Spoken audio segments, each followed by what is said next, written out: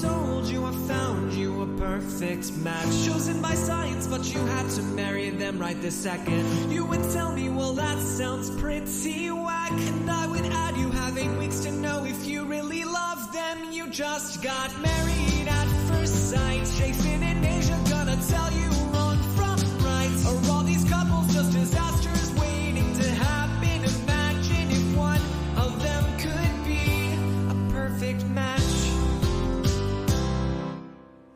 Hello and welcome to A Perfect Match. I'm Aysha, and we are here to talk about episode 23, if you can believe it, of season 16 of Married at First Sight. And of course, I'm here with my amazing co-host who, I've had some fears that this man was going to take my dogs. And I talked to a lawyer. She said, as long as he doesn't have them, it's great. So as long as my co-host does not come to Texas and tries to take possession of my dogs, then I think we'll be good. But we have my co-host, Jason Reed. Jason, how are you? I'm good. So that's why when we started up the StreamYard for this podcast, you put in the little private chat just to make sure you know whenever you take possession of the Spice Girls, I am not giving them to you and I expect them back. Okay, yeah. I understand now. I get it. I understand. Now 1 + 1 = 2. Yeah, I get it. I was confused at first, but now I understand. Aysha, I'm glad we're getting this podcast in and out of the way just because, I got a busy schedule and I might not be available within the next 4 weeks or so. Just in case you try to contact me or try to ever talk to me again, just know that I'm busy and I might not ever talk to you again. So maybe just lose my number. I don't know. I'm just busy. I'm a busy guy. Yeah. But you're having a great time talking to me, right? I'm having a fantastic time. I'm just so enthralled by your company that I want to talk to you. I really do. Maybe we can do this again, but I can't control my schedule. It's just so busy. I had no time to talk to anyone ever, not even a quick text, just to get that up out front that I'm just not probably going to be able to talk to you ever again. So just don't even try, Okay, well, that's really good to know. I mean, when I told you right before we started, when I said, Jason, you are the most amazing co-host I have ever had, and you were like, thank you. Thanks. And then there was just this silence. Yeah. I was like, oh, that's weird. That's great. That's great to hear that you really like me. That's great to hear. Yeah. Usually someone says something nice, people will say something nice back. Yeah, typically, there were no awkward silences in our FaceTiming and our chatting today before the podcast. No me obviously wanting to get off the FaceTime chat with you. Just kind of checking my clock to secretly texting a producer like, how long do I have to do this for? There was none of that at all. Right. Secretly texting the producer, what is her name again? Who is this? Oh my gosh. What a joke. I can't wait to get to that. I can't wait. I'm looking forward to it as well. Oh my gosh. So this is our final episode of post-decision day. This is the end of phase 2 of Married at First Sight, season 16. Phase 1 was real long. Phase 2 just felt real long. Yeah. Because we needed it. We asked for it and they delivered. We do have the cast tell-all next week, which is random, but kind of looks good. Listen, I was like, okay, this looks all right. Do we have to cover this? I don't know. Listen, I still don't think it's going to be podcast worthy, but I think it might be segment worthy for the podcast after. Yes. For the following week. I'll watch it, and if anything interesting happens, I don't know if you'll watch it, but we'll talk about it in some regard the podcast after. But I just don't think that it's standalone podcast worthy. Probably not. Especially with the way that it is. We get Tristan Thompson from. Ooh, we were so waiting to hear from Tristan again. I was like, why is Tristan here? Exactly. And Henry? Why is Henry here? That's what I've been wondering. Where is Henry? Like, where is my man Henry, the firecracker of season 11? I'm just waiting to hear from him. But the thing is, we have Lindsay, who is always here for a good time to start some drama and some mess. I think they injected her in here to be like, all right, we know y'all have been low on drama, low on excitement for season 16. We're going to give you some Lindsay to spice things up. Give her mortal enemy apparently now in Steve here. Yeah. And Mindy, and his potential new bae, who they're sitting on the love seat together. Who knows? And then Jeff D and Shawnice. Yeah. To tell us once again that their life is fine now, I guess. And Kirsten, who's here. Yes. Who Mark the Shark has been in her DMs. Yeah, so I guess her reason for being here is because Lindsay's here to get Lindsay's reaction to her telling us that Mark the Shark has been DMing her. So, which is, I feel like we've already been talking about this for probably more than a minute, right?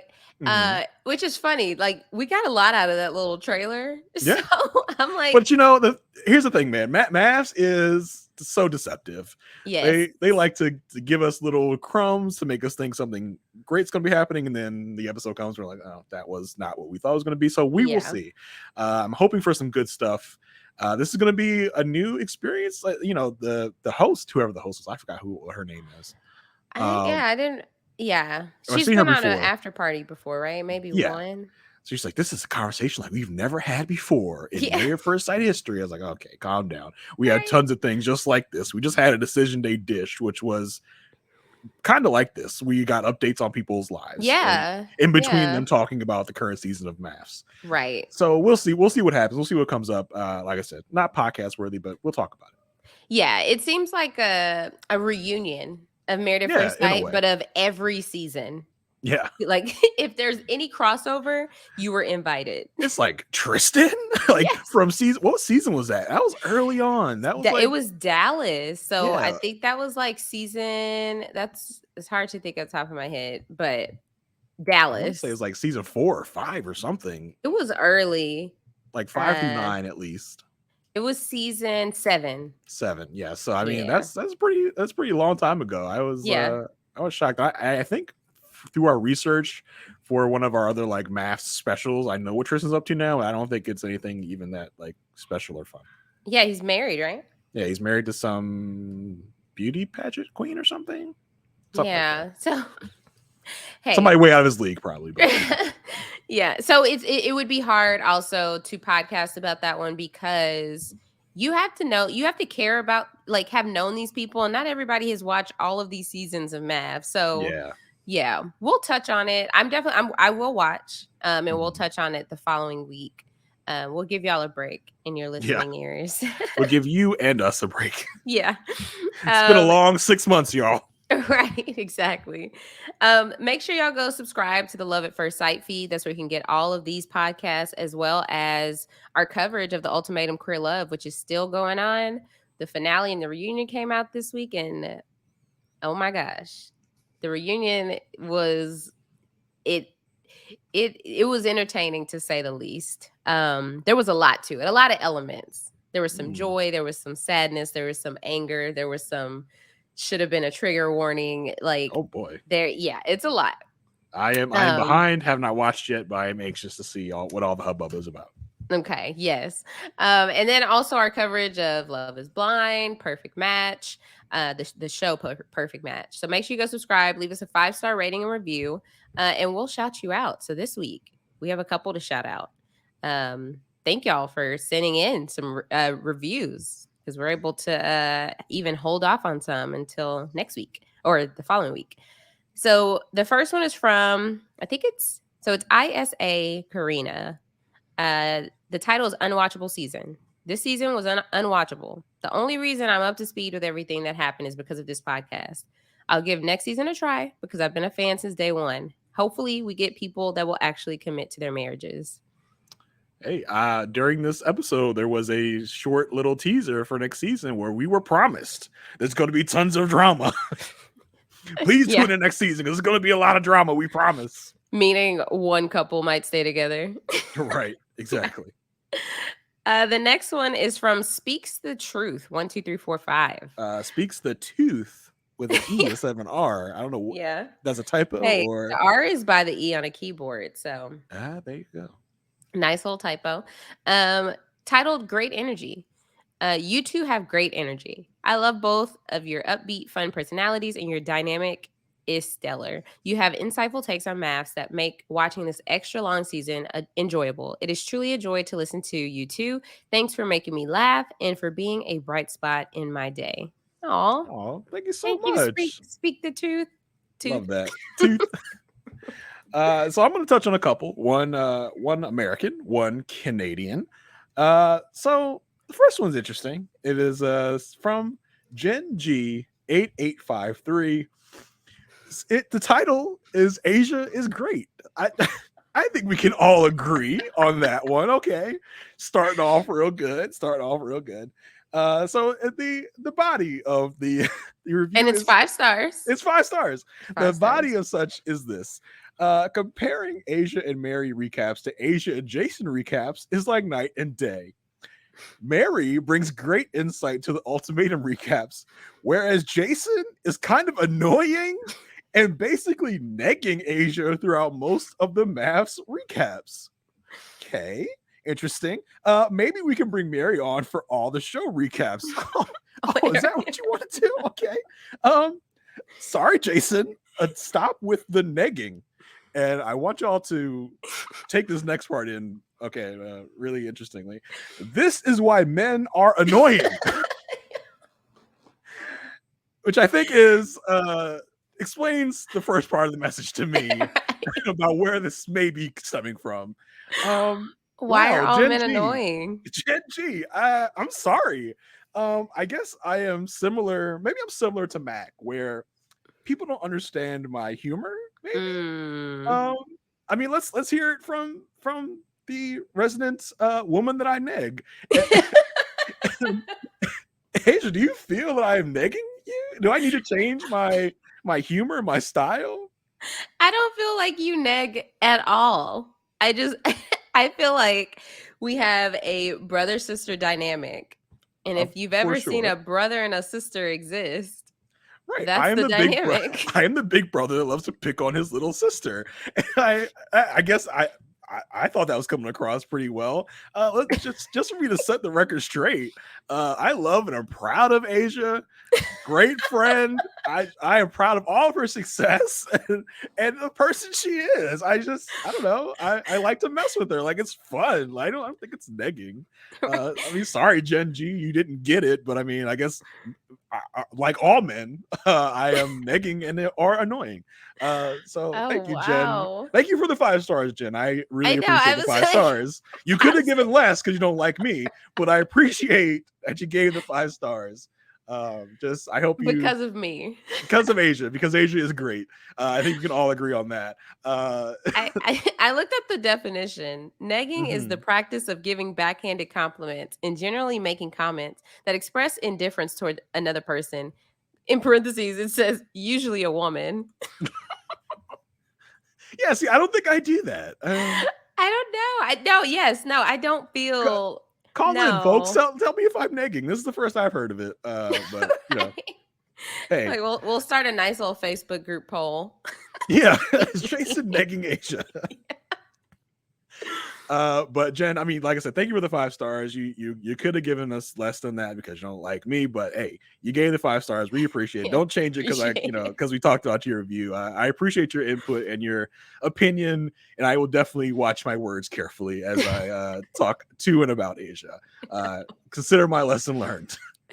Thanks for setting the record straight. Thanks for setting me straight. I appreciate it. So moving on from that review, I want to touch on our Canadian folks for a minute. The great north, the great up north. This review is from someone entitled Victoria Bedard. It is entitled I Don't Even Know.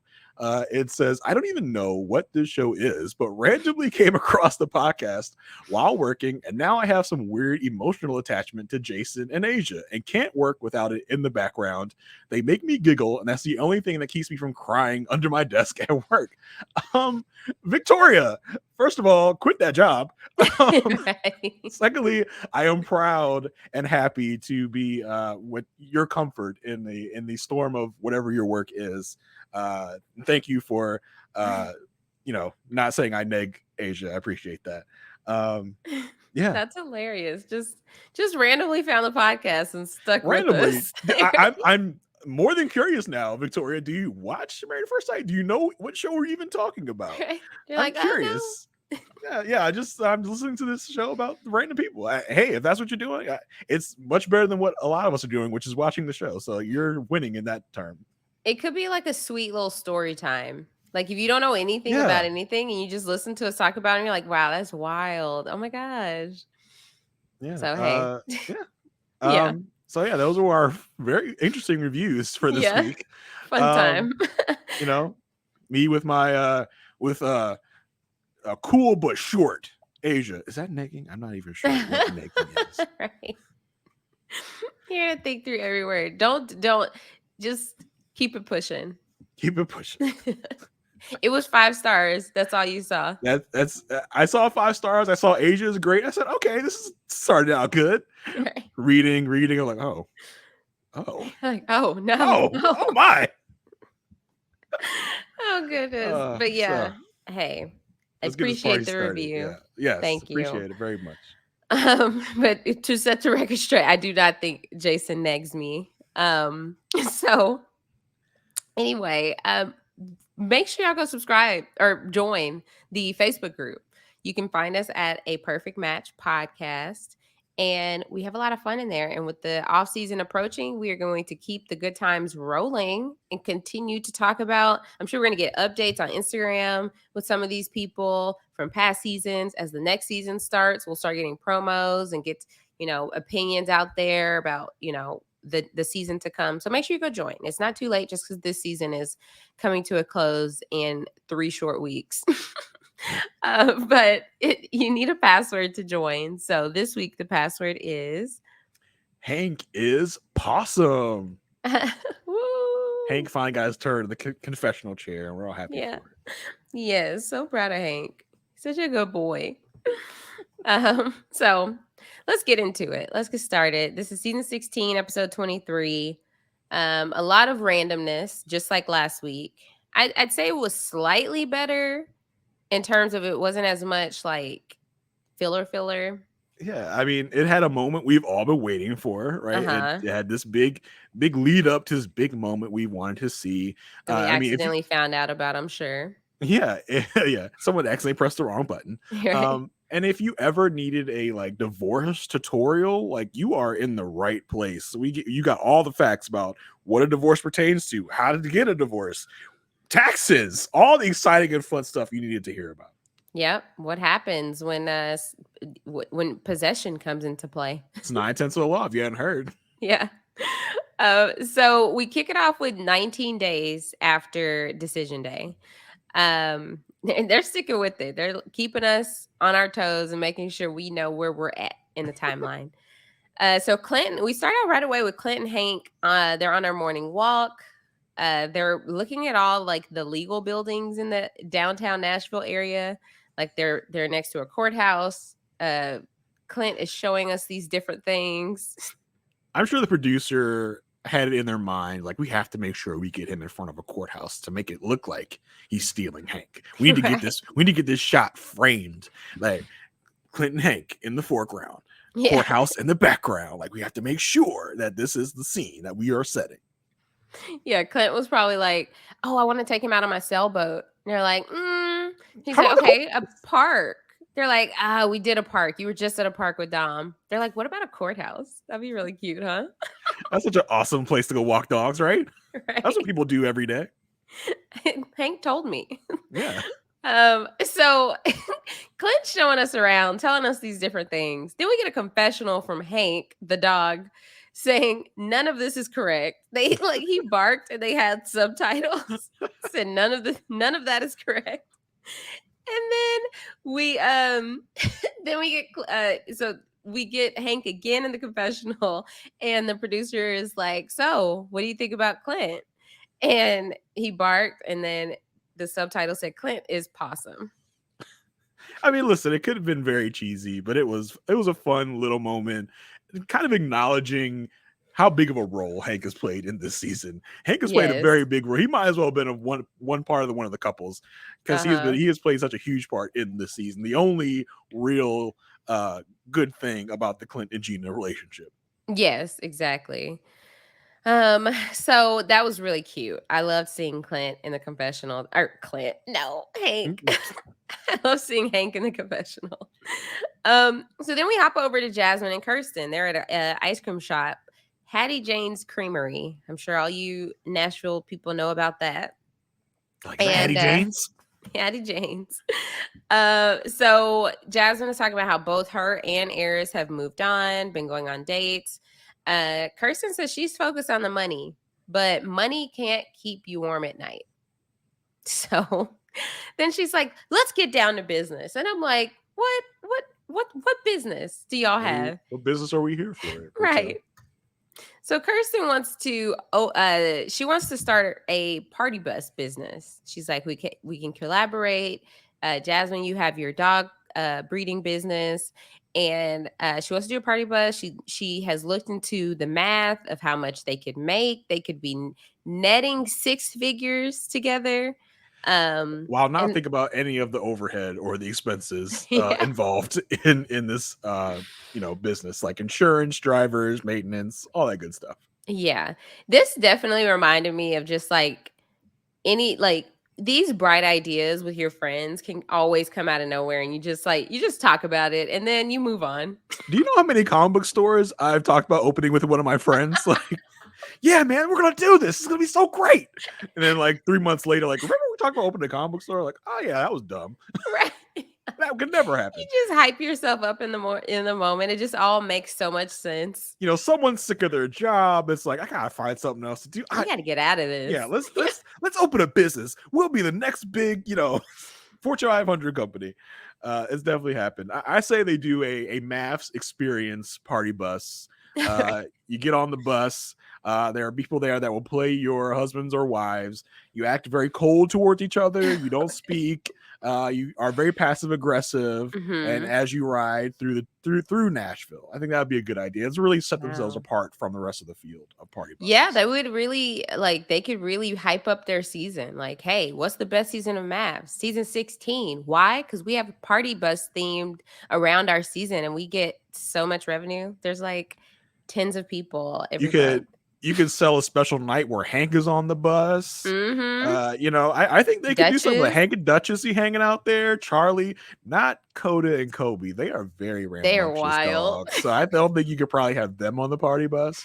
But the other dogs, I mean, you guys, these special nights, you could pay, and you could have a little service to make sure that like Shaq is not on the bus. You can make sure that Gina is not on the bus. You could do things like that. Like, you have there's like a checklist of your preferences. Yeah. Who would you like to see on the party bus? To come, yeah. Who do you not want to be on the party bus? Right. And then you're like, oh, I really want Mac. They're like, sorry, he's not a part of the experience. He's in Michigan. Big ballin'. He's big ballin' in Michigan selling cannabis. Didn't you know?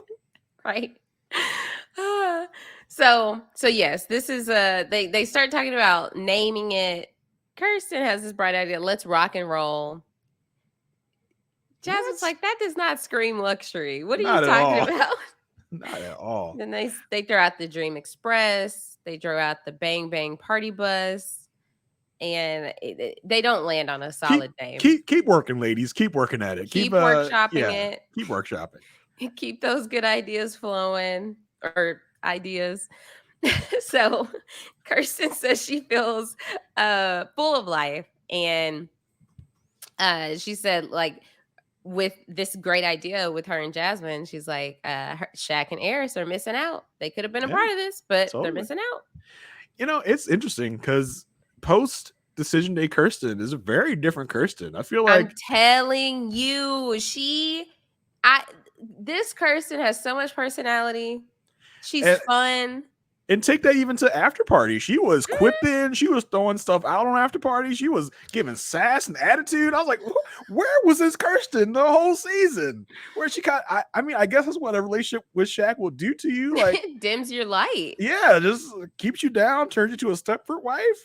Kirsten got some personality all of a sudden. I'm for it. I'm here for it. Yeah, I thought Kirsten was very likable in this episode, and I was like, this is us really getting to see the real Kirsten, which is, it sucks because for some reason she felt like she couldn't be that Kirsten with Shaq for some reason. I guess. I mean, maybe she even, I don't know. I don't know if it's, I won't say it's Shaq's fault. But I don't know what the change of personality really comes from. Yeah. Interesting. Yeah. Very interesting. So then we head over to Nicole's apartment. They're moving her out because they're moving into this 1-bedroom, or they're getting ready for their new place. And we get a confessional where Nicole is sitting on Chris's lap. Yeah. What? How? I need to know how this came about. Where the producer's like, you know what would be really fun? You just sit on his lap while you do this next one. Yeah. And she's like, oh yeah, so I'm down cute. For it. And because Nicole's down for whatever she gets asked to do. So I was like, how did this come to be? Did she just spontaneously do this? Yeah.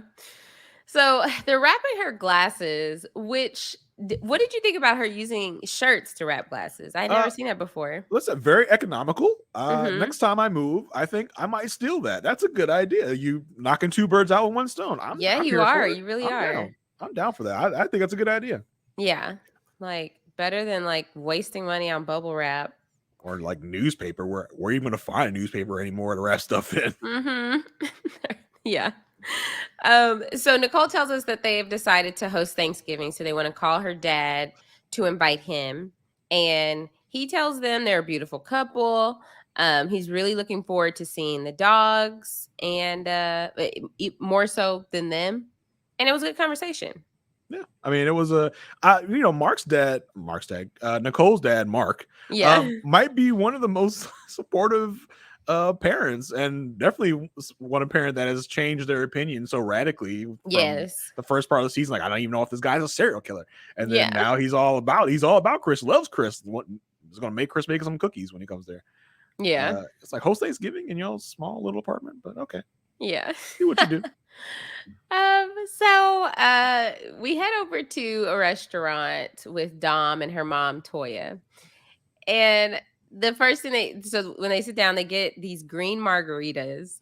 And for anybody, Jason, I know you won't get this, but for anybody out there who's on TikTok, the first thing I thought about was that margarita song that's on TikTok. Don't nag Asia. Don't talk about how much she spends time on TikTok. Don't do it. Don't do it. Don't nag Asia. Don't nag Asia about TikTok. Don't do it. Don't do it. Okay. Yes. Sounds very interesting. Please keep going about TikTok. Because it started out with this lady was doing this spoken word. She's like, give me 1 margarita. And she's like, if you give her 1 margarita, she will open her legs. And then it gets even more explicit from there. Give her 2 margaritas. And then she goes all the way to 5. But so she does this speech. But then Angel, who podcasts with Kev on Stage, she was like, this really reminded me of a rap. And then she does this rap. She's like, give me 1 margarita. And I'm going to send it to you. It cannot say it on this podcast, but it is explicit.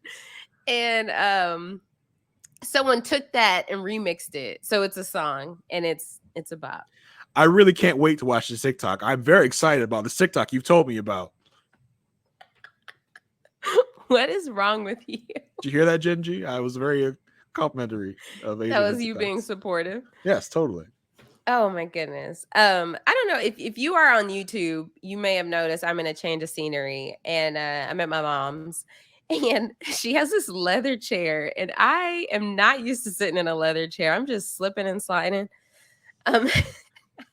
You're at your mom's house, but I don't see mom co-hosting next to you and piping in. You should have got her in here. I'm curious about all her takes. Yeah, I forgot my second mic to have her. She's on babysitting duty. Oh, she's watching the Spice Girls, eh? Yeah. So yeah. So let's see. We're back. Green margaritas. Dom and her mom. So Dom tells her mom like that. She's like, "Oh, guess what I found out? Like Mac and Gina went on a date." And her mom's like, "What'd you think?" She's like, "I didn't care. And she was like, Clint told me, and he didn't care either. So her mom wishes like that her and Mac could have had a friendship. And Dom was like, we didn't come here for friends. So I was like, you wanted me to stay in that apartment and be friends? I don't think so. Right. And Dom was just like, he really showed me who he was after the breakup. So it's all like it all works out for the best. What did he even really do to her to show her? Because he just like shut down and was super cold. That's it. What you want him to? What does she want him to do? Tell me about it. Tell me about it when someone breaks up with someone and then expects the world from them in return. Spoiler alert. We'll be telling that later. I had to pause and I told my mom, I said, what is wrong with Shaq? You're jumping ahead, Asia. You're jumping ahead. I know. Skip the rest. Listen, no kidding. I would do. We got rants coming, yo. We got rants coming. Okay, rants incoming. I gotta conserve my energy for that section. So, Dom's mom does feel like she felt like she was a failure in this situation because she's the one that convinced Dom. Like she signed Dom up for this. But she says Dom said that she's an adult. She made her decision to do this, and she could have walked away whenever she needed to. So her mom was like, so are you seeing anyone? And Dom's like, well, I've had a few little inquiries. I actually reached out to Gil. And her mom's like, the firefighter? Oh, Gil? Mom knows all about Gil. Mom is a Married at First Sight. Yes. I was like, oh, they're day ones. They've been watching Married at First Sight since season 1. Gil? Yeah. And so she said they exchange a few messages and they will have a chat. And Dom's like, I always wanted to go to Texas. I'm like, girl, you could visit anytime. Maybe saves money on that plane ticket. I thought the Toya Dom's mom conversation, it really kind of mirrored I feel like you probably shouldn't have quit soccer that soon. You only played one game. Oh, you didn't like it, but I feel like you just kind of quit too soon. Right. I know. And it's so hard too, because Dom feels completely validated in her decision. And it's like, yeah, she could feel that way now because they're like they just do not care about each other. They're not even cordial. They just don't care about each other whatsoever. No, not at all. They could disappear to each other for all they care. But I don't think Dom sees any wrongdoing of her own within the relationship. Yeah, she sees nothing that she could have done differently, nothing that she did wrong. I think in her mind, it's all like, I did everything the right way. I went about this the right way. I think we all know that she did not. I think just to like wrap Dom and Mac up, it's just like they both had so much blame in this. Yeah. They just were, the attitudes and personality did not mesh at all. Right, at all. So then we go to Eris's date. Eris has a date, and I was glad they were transparent. This is with a woman that was in the process for Married at First Sight. But they weren't though, because she shows up. He says, "Yeah, sorry, I was too excited. Yeah, she saw me on the show, and I think he said slid into my DMs. I said, she saw you on the show." What do you mean she saw you on the show? That's literally impossible. Y'all just finished filming 3 weeks ago. The show has not aired yet on television. And then not even being consistent in their continuity, like, oh yeah, she was part of the process and almost got matched. But now I've been up with her. I was like, which one is it? Yeah. Why y'all lying to us? Why do you feel the need to lie? And here's the thing. I think this is a great idea. If you fail in the marriage, you get introduced to someone that was like a runner-up to who you got matched with. Let's see if you match. Idea. And we actually found out through the magic of social media that the lady that Clint went out with last episode was actually also part of the matchmaking process. She on the matchmaking special. Home visits. Yeah, because someone had a side-by-side of this person and when they showed her on the matchmaking special, same name, same age. They had a chyron at the bottom of the screen saying her name and age. That they both matched. So why not just tell us from the jump that this was the case? Not having Clint lie and say, "Oh, one of my friends set me up with a blind date." Lie. Why are you lying to us? Just tell us. I would actually prefer that. I actually like to see that as part of this thing. If you don't make it in the MAFS marriage, we give you someone we also thought might work well with you, and we'll see if that works. Right, because that actually happened with Married at First Sight, Second Chances. One of the women that David was interested in was also in the process. So she's like, she watched the show, like the matchmaking special, and saw that she almost got matched with David, and then they're like, no, Ashley's better. So I we're both looking to the right. Thank you. Oh no. It's just the leather seat. Sorry. Asia had her assistant come give her some padding for the chair. I don't know. Yeah, I don't know. Leather is hot. So yes, thanks. So yeah, guest appearance from my mom. She was like hiding from the camera. Why? Tell her to come to the camera. She didn't want to be on it. Oh, fine. So I'm good to go. Her mom, everyone, aka her assistant. I'm sorry. I didn't mean to. I'm sorry. Going into nagging territory. My bad. I'll watch it. Sorry, Jen. I'll watch it. So Eris's date is Kendra. They're getting acai bowls. I love acai bowls personally. And they like have things in common. She's like, "Oh, do you eat dairy?" He's like, "Oh, no, I don't eat dairy." And she's like, "Oh, I'm lactose intolerant, but I ignore it." And she just farts up a storm anytime. It's like, whatever. Right. I love ice cream too much. Yeah. Did you notice what a lot of people noticed about Kendra's dress? No. They're saying that some people are saying that it looked unzipped in the back, but other people were saying that was a style. I didn't know if you saw it or you caught it or not. No, I didn't. But I would hope that if it was an accident, production would have caught that and helped her out. You would hope, but I mean, her first sight's kind of, not cool. You're like, I didn't know. I didn't see it. Yeah. But yeah, they're both only children. Yes, both children, both from Tennessee, because she's from Memphis, he's from Nashville. And he's like, he just got divorced. He's like, you might write a book about it. The Streets for Dummies. Right? I know you'd be the first one to buy it. Oh, of course. Yeah. I'll get the audiobook just to hear him read it. Right. Oh my gosh, could you imagine?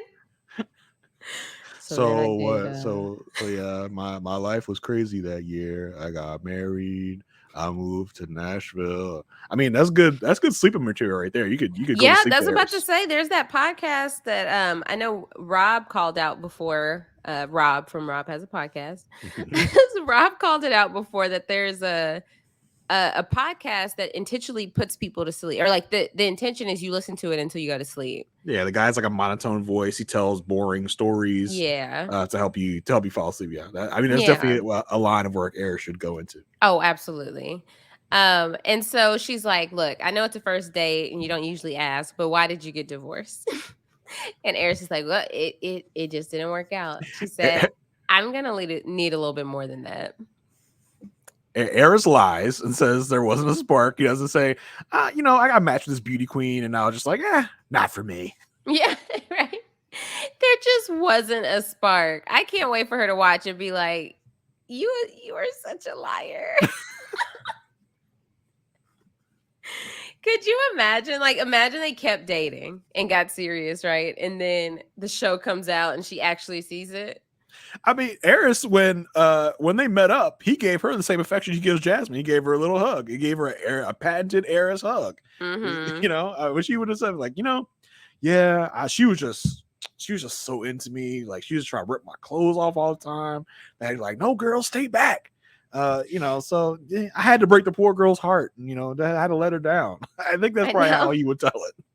I wonder if it didn't make the cut, but he's like, I'm the one that ended it. Yeah, I had to let it down easy. You know what I mean? Right. She just wasn't. We'd still be married today. Her eyes destroyed her self-esteem. I felt so bad for the poor girl. Oh my God. She just didn't love herself. He is awful. He's so annoying. Just thinking about it. Oh my gosh. He is like nails on a chalkboard. Just his behavior. So he says it just wasn't a spark, and Kendra says, like, as a Christian, she just thinks this is doing Married at First Sight just wasn't part of God's plan for her. And she's like, okay, so how do you like the thermostat? He's like 68. She's like, perfect. I like 69. Whoa, And put that out. which is very important when living, like going to live with someone. But I don't know if I've ever discussed that on a first date. I mean, I think it's fun first date, like banter. And it does not preclude you from being married to that person that has a totally different thermostat, because me and my wife are totally different on the thermostat. We fight over the thermostat all of the time. When I wake up freezing in the morning, I say, oh, she must have changed the damn thermostat before we went to bed. So she likes it colder. She likes it colder, and then she complains that it's too cold when she makes it colder, and blames it on me. So do with that what you will. Hey, I keep my thermostat at 76. 76? Yeah. What the heck? I've never heard of that. It's 76, and then like during the day, like while I'm working, I'll bring it down to like 74, 73. And then just for the dog's sake, so they can cool off. But when we go to bed, I sleep with the fan on, so it's back to 76. Yeah, I sleep with a fan on too, only by request of my wife. I don't know why we need to be under covers in the middle of summer, but hey, that's what we do. So Eris tells a story about his mom having a sticky note saying, "Don't touch the temperature because you don't pay the bills." Can relate. I could, and we even had different thermostats like upstairs and downstairs. We still couldn't control upstairs because we didn't pay the bill. Exactly. So, listen, it carries on through generations. I tell my daughter the same thing. No, like I'm 31 years old and you still don't dare touch a thermostat. Still won't touch it. I'll tell my mom, I'm like, Mom, you think it could be a little cooler in here? Don't touch my thermostat.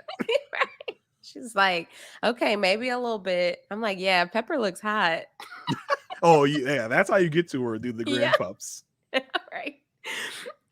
So they talk about how like they share the fact that both of their dads have passed away. So his dad passed in 95, her dad passed in 2008. And she says like being an only child, she wanted to get married so she could have like a purpose in life outside of herself. And he says he wanted to build a legacy. And he says, can there be a second date? And she said yes. Well, I think you skipped something very important. He asked her what her deal breakers are. Oh, yeah. She says she needs a man that is a Christian. Mm-hmm. And to this, similar to the Gil and Dom conversation, she says, well, that's nice for you. Yeah. You know what? I didn't write that down because I literally was so focused on his response and how she reacted to that. Good for you. Right. That's good for some people. Other people like to go meditate on a mountain. Okay. Wonder who he could be talking about. Yeah, who pray tell could this person meditate on a mountain be? But then I was surprised when she just didn't get up and be like, all right, well, I'll see you later. That's right. a deal breaker. Like, okay, because he didn't make it clear. He made it seem like he just respected. Be a Christian. Yeah, he could still be a Christian, just not go to church. That could have been what we were missing. Mm-hmm. But she was just like, yeah, sure, we can go. We go on a second date. I don't care what my deal breakers are. Right. Because I think he also just didn't make it clear that he was directly referring to himself. That's his preferred method. Because you don't think she picked up on that? I don't think she did, because if it felt like he was trying to say it in like he just respects whatever anybody wants to do, and that's how like his mindset is. He was not trying to trash her religion and say he would never do that. He was just trying to say, well, that's good for you. I guess other people, I don't know who they are, but would like to meditate on a mountain. Just say perhaps. Yeah. So then we get to 20 days after decision day. And this is fun for me to talk about. Here we I'm sorry. No, this is totally normal and everyone does this. Nicole is having a birthday party for Charlie. He's turning 2, right? Yes. She said it was his second 2-year-old birthday party. You hear this, Gen G? I am restraining myself, not saying what I want to say, in order to not neg Aysha. Well, Not I to be just want noted. to confirm that Pepper and Cinnamon's birthday party is locked in. Oh, Not gonna give anything away. oh no, we're not gonna get the theme. No, I can't give Oh. away the theme. I can't give away the fact What? that all I have to do is press buy for their outfits. Oh boy, here we go. It's in the cart. It's in the cart. What was the beach party? Was that was that her second party? Her second party was a luau. Oh, the luau, yes. Yeah. And her first, what was her first party? There's been so many parties. I guess she had a first and a second birthday party. So I'm like, wait, why don't I remember? That's crazy. Why don't I remember? So she had 2 birthday parties at her daycare. So they do everything, right? Mhm. Decorate, they do the pictures, they do personalized treats. And their daycare is for all dogs 35 pounds and under. And so I usually let them take care of for Pepper's first and second birthday. After the second birthday, I was like, I'm good. I don't need to do a birthday party anymore, right? So I was just like, what about Cinnamon? Well, yeah. Then I didn't know about Cinnamon after Pepper's second birthday. So now that I have Cinnamon and they have the same birthday, July 18th, I was like, well, now I'm gonna have Wait, to. they have the same birthday? Did I know this? I don't know. It doesn't come up often in conversation, but they do. Oh no, her first birthday was a luau theme. Her second birthday was a pool party. So here we go. Pool party. Yeah, so Pepper had on a little bathing suit. For those just listening, you need to check out the YouTube. She's showing us a picture of Pepper at her pool party birthday. She had on a little bikini top, a skirt, and gotta stay modest, of course. Right? And so it was so I was like, okay, they have the same birthday because both of their litters were born across 2 days, and Pepper was born second to last on July 18th. Cinnamon was born first on July 18th. Okay. So Cinnamon will be turning 1, Pepper will be turning 3, and they're having a joint birthday party. And Best Little Dog House told me that they're very excited to put it on. Of course they are. Of course. So I was so happy to see this for Nicole. This is great. So Nicole really wrote down Asia's favorite segment ever. Did you notice Nicole's sweatshirt had a picture of Charlie and his name? I did not notice that. How many personalized Pepper Cinnamon shirts do you have? I have Pepper's socks. It has her face all over it. Of course. I do have a Dog Mom shirt that says Dog Mom, and I think it just says Mom, and then it says Pepper, and then it says Established 2020. Because I got them for my friends and their human daughters with their names. So then I got one for myself. Of course. But that's it. Yeah, nothing else. Besides their like pictures that I have in my podcast studio. Mm-hmm. No other personalized outfits yet. So Nicole did have on a sweatshirt with Charlie's face. For some reason, they felt the need to point out that Jasmine, Gina, and Shaq could not be there, but everybody else could make it. Yeah, everybody else showed up. Mac showed up for like 2 minutes. Yeah. Why are he and Dom a good match? They both like leave parties early. Yeah, they do. Like, because they're consistently leaving parties early. He's like, I could take or leave Dom, but I'm excited to see everybody else. Nicole and Chris announced that they're moving in together. Eris says he's thinking about getting a dog. So there's that. Hey. Clint kind of he's like brags about the fact that when he's walking Hank, he gets a lot of compliments. A lot of women are hitting on him. He's like, "Oh yeah, you're so cute." Nicole, of course, calling out for that. Like, how much you do with your ex-wife's dog? Right, exactly. Just using Gina. Kirsten was like, and I thought you were gonna love this. Kirsten has a confessional. She said dogs are like having a child almost. No, but here's the thing. Kirsten said it right. She's basically saying, "Dog, I love dogs. I love to be around dogs. I just don't want to own a dog, basically." And I am definitely Team Kirsten on that. I listen. Whenever I visit Houston, I'm gonna play with Pepper and Cinnamon, but I'll Okay, be perfect. happy to leave them at your place and have you take care of the stuff like picking up dog poop, making sure they get fed. I'll leave that all to you. I'll come play with the dogs. I'll enjoy the dogs, and I'll leave the hard stuff to the mom. Okay. Yeah. I'm definitely with Kirsten on that one. Yeah, I mean, Kirsten has it like not for people that don't want the responsibility. Kirsten has it right because there are the things that that we don't glorify dog parents, like when if they just when they accidentally vomit or they have allergies that you have to tend to and make sure they take their daily medication. There's the not as glorious part. Brushing their teeth when they hate it. So yeah, putting ointments on their that does sound bodies. just like parenthood. Yeah. of a human child. Yeah. So it's I have to put a little extra care into taking care of them. Keep them at a luxury hotel when you go out of town, stuff like that. Hey, this time they're with their grandma when I go out of town for this weekend. So I made it work. Luxury hotels are getting too expensive, I guess. Inflation has hit the luxury doggy hotel industry. Right. I see. That party deposit hit my account. I said, "Oh no!" I'm still paying off that pool party for Pepper. Exactly. I stayed for the joint party. That's even more expensive. I emailed them before I committed. I said, "What's the difference between one and a joint party?"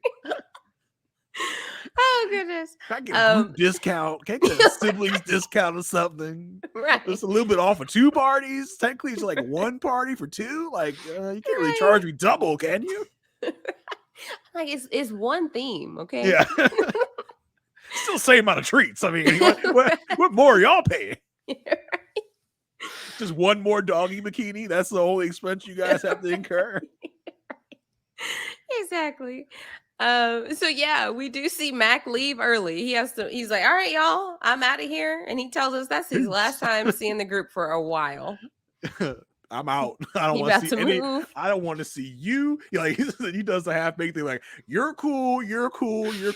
F you, Dom. You're cool. Yeah, they gave each other a hug when he was saying goodbye. And I was like, why y'all even waste your time? Like, you don't like each other. Just and a couple times this episode we saw the side hug, like, oh, I guess I have to make some side of contact with you, like, yeah. Okay, just to be nice. And then Confessional, take her, leave her. I'm like, okay, leave her. We know you don't like her. Y'all don't have to fake it. Who are y'all faking it for? They despise each other. Like they hate each other. Yeah, the hate is real. Yeah, there's a thin line between love and hate. Maybe you never know. What if at the reunion?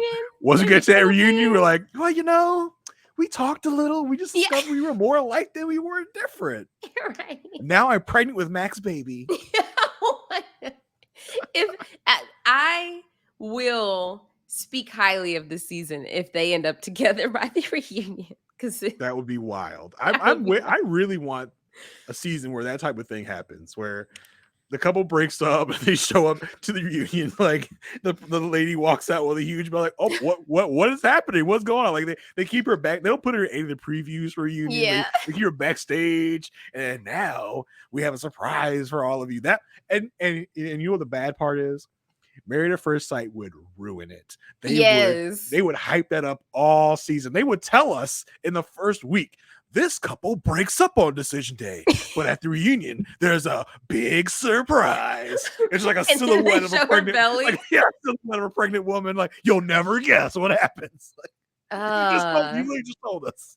Yes, it's like They're like the parent who wants to surprise their child and is like, you think you're not getting a PlayStation, but wait till Christmas.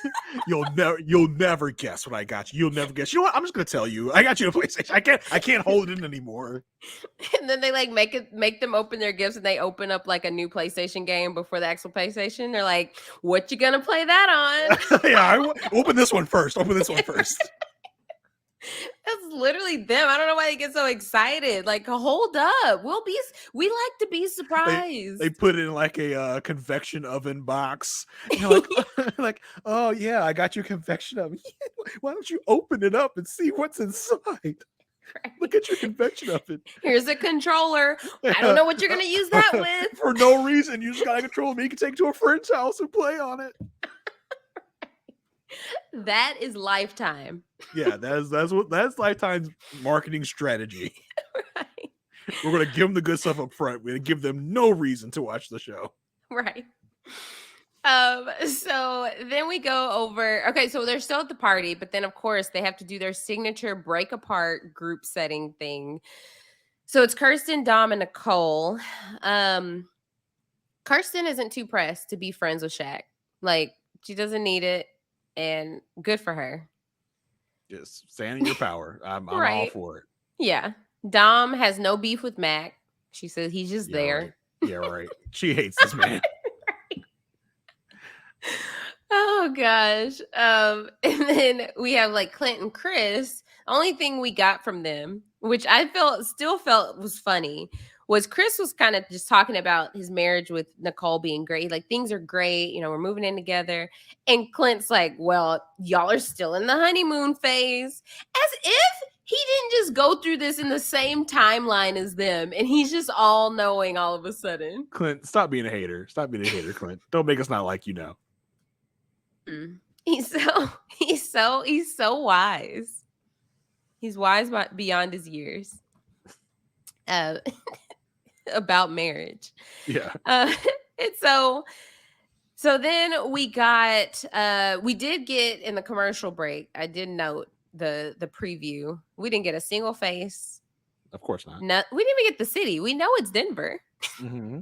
So we got some bride doing a handstand on a bar or something. Yeah. In a wedding dress, maybe. Yeah, It has to be like the bachelorette party. I don't know what's Right. going on here. They're we'll wild. They're the drama this season. We'll see what happens coming up in I don't know. Soon. Soon. Coming soon was the only thing they said. Yeah, I would appreciate it, like a date, but Of course. whatever. And so we get Gina with her mom and her stepdad, and so Gina's family is really just popping all up of a every sudden. episode now that the marriage is over. Yeah, exactly. It's just like, what the heck? Where was their support? It's just because she already was like, y'all, I'm not into this. Don't waste your time. Clint walked out the aisle. D Nice was like, oh, nope, this is not going to work. It's he's a ginger. She doesn't like gingers. This is never going to work. Ridiculous. I feel like she had to have told them, like, y'all, this is not it for me. Yeah, just don't even bother showing up. I'm not going to call you. Maybe you can show if you want your camera time. You can come at the after the decision day. Portions. She already has shown more effort with Mac than she 100%. ever did with Clint. Yeah. And so she said her Clint's breakup with Hank was the worst of their like breakup. She said her and Clint are amicable, and she's just like, you know, he just loves Hank, and her mom's like, he cannot have my grandpup. And her mom's like, I just don't understand why Clint wasn't head over heels for you, as every mom or most moms would probably say. Yeah, but wait till you watch the season, D Nice. Wait till you watch the season. Like, Gina, what were you doing? She does tell them about her date with Mac, and so I don't know, something there, I guess. I'm not really rooting for it, but whatever. We get 22 days after decision day. Mac is back in Michigan, and So straight up balling. Yeah. You know how big of a fan I am of props. I really wanted to buy some sunglasses and show up here in some cool shades. Like, just back as the director of operations of my cannabis operation, I try to take a pay cut and be more humble, but always balling. I cannot stand this guy. This guy is the douchiest guy I've ever seen, I think. He's like, I'm working on 1 of 3 new grows. Like I do. Yeah. He said he's the director of operations for these 3 new grows. And the money is way better here than it was in Tennessee. I mean, this isn't legal in Tennessee, so you had to Right. I'm sure it's a lot better. It just like wearing the sunglasses inside. I was just like, come on, man. Come on. He's like, I'm so cool. So cool. I'm so rich. I'm so cool. Right.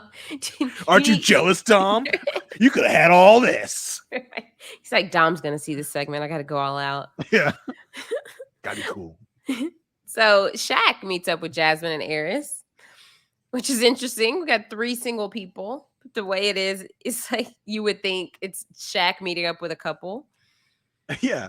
If I ever meet Eris in real life, I'm going to take that AirPod he always has in his ear and chuck it across the room. Sir, we are having a conversation. Take out the AirPod. Okay? Be in the conversation. I thought that so many episodes ago, just like how it, like if you're talking to someone, because I think I remembered it specifically in a conversation with Jasmine. And I'm just like, it was on the honeymoon. He had the AirPod in, and they were talking about why he doesn't find her attractive or something. It's like, what are you doing? And he's done it a couple times since then. And it's just had so the AirPod rude. In, as we're having like serious conversations. Like, something consider it. If this was 2005, he would have like the Bluetooth in his ear. Yeah, he would be sport. He would have in both ears. He would just because that was that was a thing in 05. Yeah. Okay, and like most things, I was late to the trend and got one like as it was not cool anymore. Phasing out. Yeah, you're like, why is this so cheap? Yeah, exactly. Why is this now only $10 when it was $60 3 months ago? It's just so rude. Like in a conversation with someone, like the last thing I want them to think is I'm multitasking with whatever I'm listening to. Yeah, I gotta keep my AirPod on something more important or more, worth of my time. My come in my ear. I don't know. I have no. I just what you say? Talking to my good ear without the AirPod in. I can't hear what you're saying. It's like he's talking. They're having this conversation. He's like. And she's like, what? I didn't say anything that was funny. Oh, no. This podcast. Listen to this podcast. Podcast is hilarious. Perfect match. I don't know if you heard of them. They're hilarious. The one guy's always nagging the girl. So funny. It's hilarious. And it's about this show I've never watched. Yeah. Only thing keeps me upright at my desk. Right. I wouldn't be surprised if he listens to some motivational speaker 24/7 on that AirPod telling him that he's an alpha male and to take what he wants or some crap like that. I just would not be shocked if he walks around with that in his ear all the time. You know what it could be? He has recorded his little morning affirmations and that's playing on repeat in his ear. Don't forget to hug yourself. Yeah. Show me how good today can be. Show me how good today can be. And of course, it's his voice. Yeah. At 5 p.m., he switches it. And it's, today was such a good day. You did so good. You are an alpha male. You are the best at everything you do. Yeah. Oh, gosh. No one deserves you. He's a character for sure. He is. With the most dim, like, personality. But it's a character. It works at times because the dry humor is good in the certain times where he deploys it the right way. Yeah. But it's just, as an overall personality at all times. Yeah. Hey. Right. Not for everyone. Not for everyone. Yeah. So Shaq says he likes meeting up with them because they give solid advice. They talk about how Jasmine and Eris are both going on dates. Shaq said he's okay. He was grateful for the Kirsten call. He was just hoping when she called. He was just hoping, oh, please just let this be about my grandmother, please. Does she just go off the rails when they have conversation? Like, for him to say this felt like, why are you expecting the worst? Please don't go off about my decision. I don't want to have to explain it to you. I don't want to have to think about anything else. And I don't want you to have to, take me away from my family, my grandma, with your nonsense. As if she just talks nonsense all the time. I don't want any of Kirsten's mess and nonsense to, mess up my mindset. Right. Calm down. What Shaq. is that? He says he does want them to be friends. Jasmine is like, yeah, but like right now, Kirsten is in a state of confusion, embarrassment, and rejection. Yep. Said, thank you, Jasmine. Yes. Just spell it out. That's what's louder happening. For the people in the back. And Shaq acted like he had Eris's 2 earbuds in his ears because it did not penetrate the ears at all. He still doesn't get it later when he's talking to Kirsten. He still doesn't understand. Still does not get that the fact that him saying no is him breaking up with her. So we'll talk more about it. So Shaq asked them, how did y'all get to where y'all have a friendship? Eris says, just communication. Brother, my eyes got stuck in the top of my head as I was rolling them. I died when he Jazz said was like that. Under her brush, like, because the producers make me keep talking to him. They make me give Duchess to him. Right. He said for Eris to be giving a lesson on communication. Come on. Wild. And so Shaq says, well, we are meeting up, but my decision is still my decision. What makes you think y'all are meeting up to have her beg for you back? That is literally what he thinks is about to happen. Mm-hmm. And he's just like, nah, I'm cool. I'm gonna, as much as she begs me and pleads for me to come back, I'm standing firm in my decision. I will not go back to her as much as she begs and pleads. Just get over yourself, please. Yes, please. Please. So then we get Gina meeting with the divorce lawyer, Sarah. For some reason, Sarah looks familiar. And I really wish I could be here to say I know where I know her from. But it could be TikTok, it could be Instagram, it could be a movie, it could be anything. I think in the moment, I said, why does she look like Kirsten from the San Diego season? I think that is what I said when she popped up on the screen. She just had one of those faces that looks like a lot of people. She very well could, but I was like, she looks so familiar. I was like, let me find out they hired somebody from one of the Lifetime movies. So Gina says she doesn't know what to do because this is her first divorce. My first of many. Like every girl, Gina, this is all of y'all's first divorce. Yeah. Only person in the history of Married at First Sight that this wasn't their first divorce was Eric. Yep. So TikTok famous pilot. The pilot. So you just join the club. So Sarah explains the divorce process. And Gina's like, so what's the cost? And she's like, well, we bill like for the 1/10 of an hour. So we bill like every 6 minutes. And Gina's like, okay, well, I own a business. And so like, what about like, my debts, like with like my certain LLCs? And she's like, well, for tax filing purposes, it's based on the status as of the last day of the year.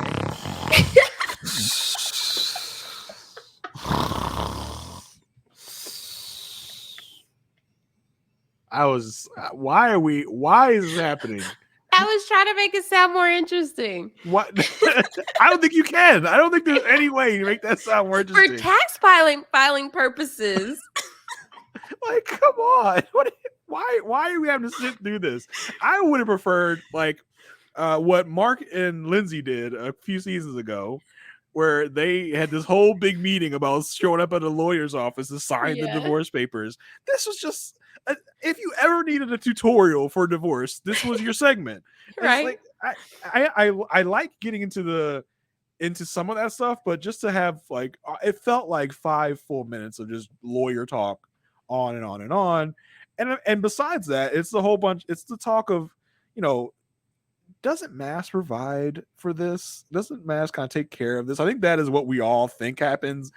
I've never gotten like concrete proof that happens. There's a lot of people I think assuming, but I would also assume that the divorce is on Married at First Sight when it happens. They take care of most of the stuff, I'm sure. Yeah, It's my assumption. That's what I would think. So she says another thing I was thinking about with the tax filing thing and the end of the year. I'm like, yeah, y'all were married for 2 months and y'all didn't even cross over Thanksgiving at all. So you just it's irrelevant. Right. I don't think it would make a difference one way or the other, really. Yeah. You know.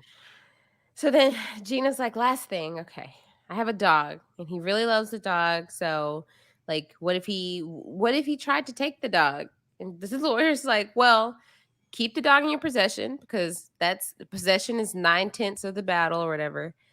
And she's okay. Well, and then we get a confession. She's like, I trust that Clint's not gonna I trust that Clint wouldn't try to take Hank.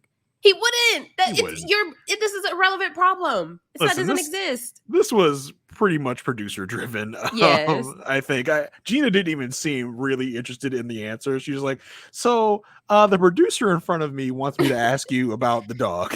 So can you just talk about that a little bit? Right. So This is a nonsense convo. That was the best conversation of the episode. Yeah, I mean, again, another moment we've all been waiting for, as they made us think that Clint was going to steal Hank, but of course, it was nothing. Yeah. Then we move to Chris and Nicole. They are moving into the new place, and of course, Nicole, who is doing none of the real work, is taking video of Chris and his brother moving their stuff in. She's taking shots, and she's like, showing Chris in the background, where Chris is like, you had me doing that right now. It took me back to last episode where they were working out. He looked tired and exhausted. Right. We then move over to Kirsten. She's visiting her cousin Takina and Takina's husband Glenn. She says, I'm here to tell them that me and Shaq are getting divorced because they are the last people that I have to tell. And obviously, when she comes in, Takina and Glenn have already been told about this. She's like, where's your ring? Oh my gosh, what happened? Okay, what are you about to tell us? It's like, well, yes, I do have to tell you that me and Shaq got divorced. Oh my goodness, fake shock and surprise.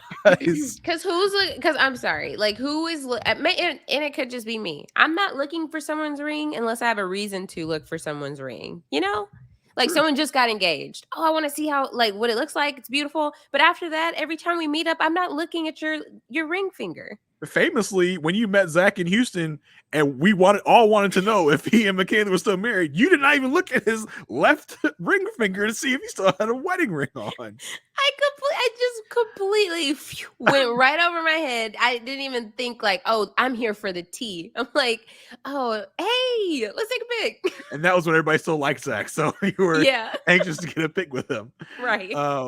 So, the Kirsten tells him about all the things that Shaq said, that she wasn't nurturing, didn't have good connection. And for the 5,000th time, she says, he had the nerve to start crying.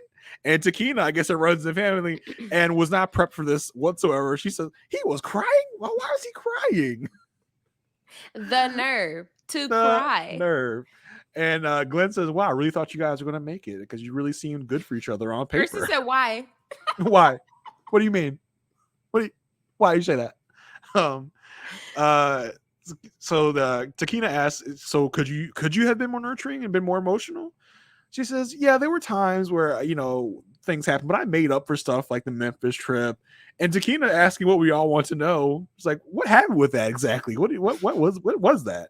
Yeah, can you break that down? I've been wondering. for me and the viewers at home. Right. Kirsten says, well, listen, he invited me, but he was not intentional with the invite or how important it was to him for me to be there. And Takina, who, obviously is here to be Kirsten's advocate, says, sounds like he wanted a mind reader. Kirsten says, yeah. And, support like what Shaq was looking for comes over time. And we really need to learn how to become one. And we weren't able to do that. Glenn talks about, listen, marriage is a process over time. And you're not going to get the perfect marriage within 2 months. And he talks about how his and Takina's relationship has changed throughout all the years they've been together. And they have just moved with those changes and figured out how to make it work. And Takina again, she says, listen, it sounds like he wanted everything packaged perfectly from the jump, from the get-go, and it's unfair to you, Kirsten, and to himself to have that expectation because that is just unrealistic. I said, speak it. Yeah. Because that's hits the nail on the head right there. Shaq Literally. wanted the perfect relationship. He didn't want anything to be wrong. And if anything went wrong, he was out, which he was. Exactly. There are people like that, or I guess like in any perfect scenario, anything, like if you met a person who was perfect and just fit into your life, you didn't have to change anything, you didn't have to be uncomfortable making adjustments, then people will be like, oh, that'd be lovely. But that's not real. I've No never one heard is of that way. in any real life scenario. Right. It's just like, I don't know in what world that is reality. And maybe it's because it's painted that way on like in movies or on TV that you're like, oh, it's just, oh, the stars aligned and it was just magical. And it's just like, I think they need to, because who else was like that? It was from Houston, Ryan from Houston, just wanted someone perfect to fit into his life. And I'm like, Shaq, I don't think had any intention of budging. Well, yeah, and Shaq wanted someone that would fit his life. He wasn't worried about fitting into someone else's life. He wanted someone that was just going to seamlessly slide into his life and not worry about anything about themselves. He wanted them to worry about him. Yep. And that, that's kind of Shaq in a nutshell. Yeah. So Takina says, well, do you at least miss him? Chris says, no. And she says, in fact, I'm dreading the fact that I have to even meet up with him because we're scheduled to meet up, and I'm anxious to talk about why he made the decision he did. And then in the meantime, you have Shaq. My decision is my decision. Yeah. So she cannot talk me out of it. She's gonna come here and try to get me to go back with her, but there's no way. And meanwhile, Chris like, I don't miss that fool. I really wish we weren't meeting up. Yeah, I don't even want to see him again. Yeah. So we get a confessional. Takina says, she says, if I was Kirsten, I would not want anything to do with him. You had all you had to say at the decision days. There's nothing more to talk about. That's it. Kirsten says, I'm just going to show up there. I want to listen to what he says about the decision that he made. And I feel like there's more to it than what he said to me at decision day. I feel like there's more of a reason to why he did what he did. It's so interesting because Shaq and Kirsten are coming to this meetup with totally different it just speaks to the relationship, right? They're coming to this with totally different expectations. Shaq saying she's gonna beg and plead for me to come back, my decision, and Kirsten says, well, I'm just gonna listen to why, because he's gonna be telling me about why he made the decision he made, but neither of them are gonna get what they want. I still want to know, how did this conversation go about? Was it the producers like, y'all need to have one last conversation, or was it a text like, hey, we should meet up to like I definitely think it was the first one. The producer's like, Kirsten, what times are good for you? Shaq, what times are good for you? We're going to make this meeting happen, whether y'all want to or not. Shaq has just gotten it so far ingrained in his head. And it's like a game of telephone. It's like a game of telephone. Shaq's like, oh, Kirsten must have told the producer she really wants to meet up with me to beg for me back, but it's not going to work, but I'll meet up with her anyway. Right. Oh god. The next segment we get is Clint going to go meet up with a dog breeder named Jennifer. She's got some golden doodles. He tells her, listen, I want a dog that I can wrestle with. Cute. I want to prove my alphaness. And a confession, he talks about how he expected to walk away with a wife to fill the void in his heart, but a dog is like a runner-up. So he wants, but he wants to make sure he finds the right dog. So Jennifer brings out a couple golden doodle puppies, and Clint's rolling around with him. And because the producer told Jennifer to ask, she says, so Clint, what made you decide to want a dog right now? Says, well, say it more natural. You act like you're not reading it from the cue card, please. It's not a long sentence, just so you can remember what to say, right? Yeah. Gosh.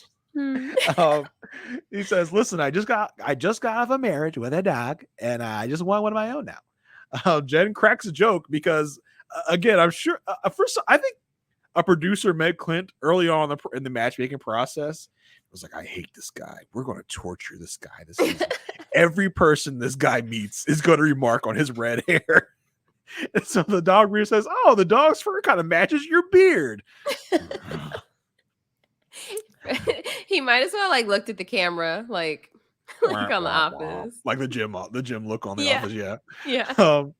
So Clint, because he's kind of been forced here by production, says, listen, I don't want to make a rash decision, so I'm going to think about it. I got a couple other breeders to meet up with. So I don't want to make a rash decision right now. So I'm going to put off on buying a dog today. In confession, he says, I really want to make sure that I'm ready for this. I want to talk to some other breeders. But listen, I would still be happy to give Gina lots of money for Hank. I'm sure Hank is like at home watching this. Like, why is dad playing with other dogs? This is not cool. Not cool. This is not Possum. Right. Not Possum. Stop playing with those other dogs, Dad. Right. Yeah, I bet Clint feels like he's at like 50,000 now. Yeah, Clint is almost going to sell Dang or Dang It to buy Hank. Right. He's going to sell everything he has just so him and Hank can walk off in the sunset. Me and Hank, we're going to hike the Appalachian Trail together. So the next segment. Which, by the way, that's how. That shows you how unattracted Gina was to Clint. Because the way Clint loves Hank, that's any like number one dog on your mom list. would love that. Like, you would think that would make Clint more attractive to her. That would definitely work on you. Oh, for sure. 100%. If someone shows up at Asia's door with flowers for Asia and nothing for Pepper and Cinnamon, it's an automatic no. It's a no. It's like, you knew I had 2 dogs. Where are the treats for Pepper and Cinnamon? What do you mean? You do not set foot in my house without treats for Pepper and Cinnamon. Right. If I go and visit Asia in Houston, I know to bring some for Pepper and Cinnamon. Right. I don't even bring in Asia anything. I bring some for Pepper and Cinnamon. Right, and I would be just as happy. Of course. We then get to the best segment in this episode. Dom is gonna call Gil on FaceTime. Ooh, is this gonna be love? Is this Cupid in the air? I can't wait for the sparks to ignite as they meet on FaceTime. Dom has got her dog Bo with her to meet Gil. She calls Gil. She's obviously excited. She's smiling. Gil pops up on the screen. Hey. Hey. She says, "Oh, you're looking really good." He's like, "Thanks. Appreciate it." Wow. Gil from the jump is not interested at all. There is nothing about it. He didn't even try to put on for the show. It wasn't like, okay, let me act like I'm on a first date at least. No, like, no excitement. Just Eris level, uninterested. Yeah. And we've literally seen Gil an entire season. Like, we know that he has it in him. Gil can ham it up. 100%. Yeah. He said, "So I hear you're a part of the MAFS family now. What happened?" Dom says, "Well, listen, yeah, we got married, but it ended pretty quickly. I didn't have a good gut feeling about it." Gil says, "So how long did it last? 2 weeks, 3 weeks, a month?" She says, 11 days. Gil, looking unimpressed, says, "Wow, you really should have given it more of a chance. You have to be willing to fight for it. There's always going to be disagreements that you're going to have. You just have to work through it." Dom says, "Well, things came out even after we got divorced that validated my feelings. I feel really good about it." I said, "What came out that validated your feelings?" I'm telling you, she took that coldness to heart. It's burning inside her. She is pissed. Gil says, "Well, do you feel like you're actually ready to be married?" She says, "Yeah, and just changing the subject mid-sentence. She says, "I was asked who I want to go out on a date with, and your name just came to mind." It's like, can we stop talking about this marriage? I want to move on. I want to talk about you, Gil. Yeah. And, Gil's like, "Oh, yeah, I really appreciate that." As if he's talking to a Make-A-Wish kid. Like their dying wish was to meet Gil. It's like, "Oh, I appreciate you wanting to meet me." I'm like, "That's so sweet." It's really cute. Yeah. So Dom says, so what have you been up to?" He says, I just recently started dating again.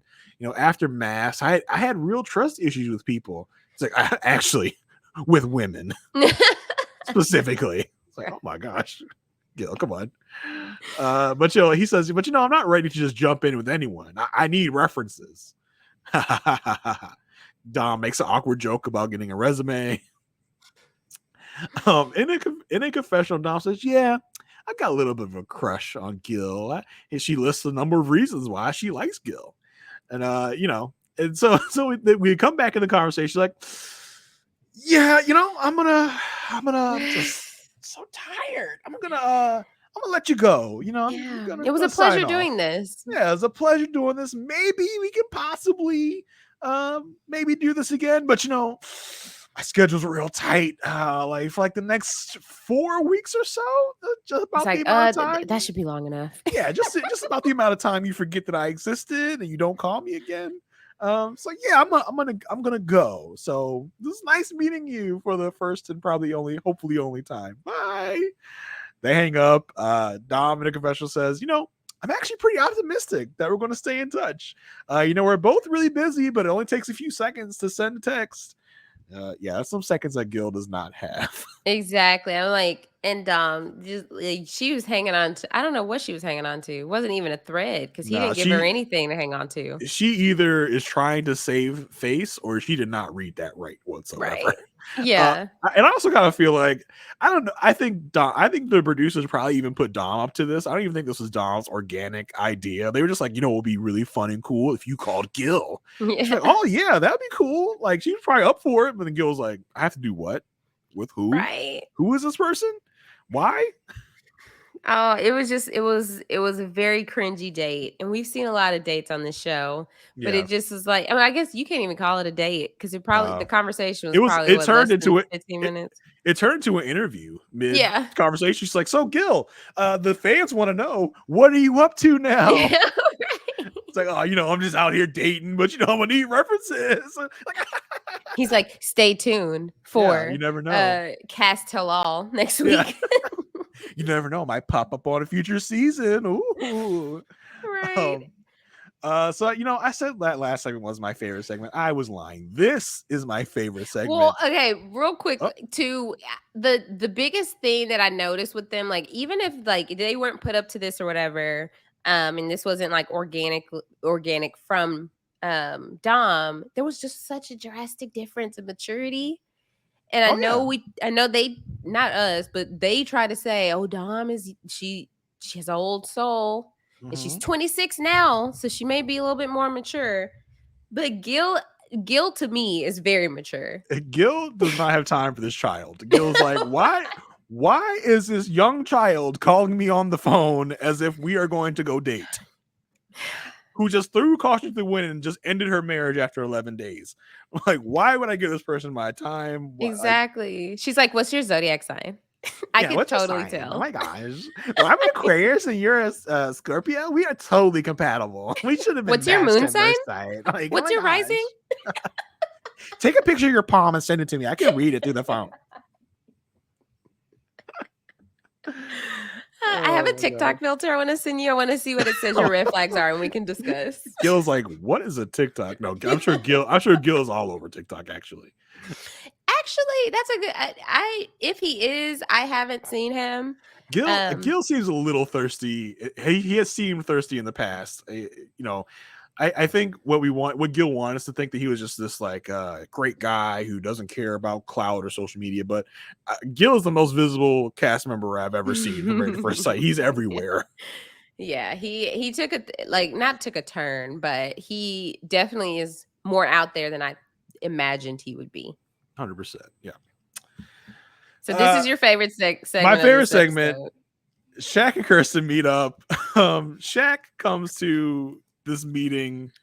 I'm not sure what he's wearing, who dressed him. The fact that they look like they were going to two entirely different places. Shaq he was going to